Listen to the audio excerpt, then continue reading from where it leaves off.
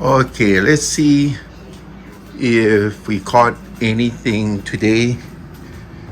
And back in the garbage can like this is always a good place for them. Uh-oh. What do we have? Oh, yeah. Okay, just caught another rat using this trap, the electric trap. It doesn't matter the brand name. It uses electricity from 4 C cells to electrify the plate that rat is on.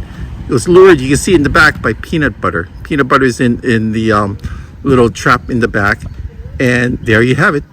This is the Victor rat trap. This is a pretty good trap. Just caught that monster rat. So right now, got it on off. Switch it, see, the light shows for a second. Watch.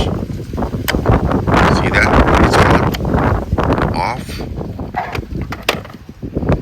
This is your big little tab. Open this up. It has a little tab here. You put peanut butter in.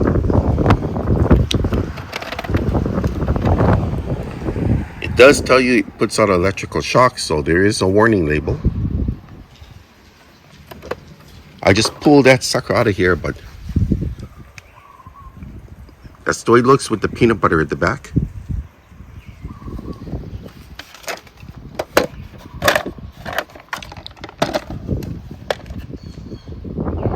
Good little trap. That was a big ass rat we caught with it. Well, I caught with it because the women are too antsy to even get close to it, do anything. So guess who got to eject it out?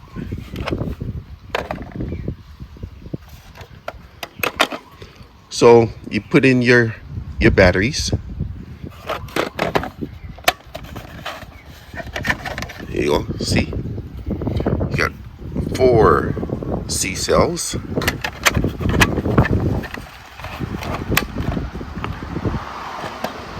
So that every 3 minutes it gives it an electrical shock. So it's dead. It electrifies the metal plate. I would highly recommend this because it worked. Caught the biggest rat I've ever seen.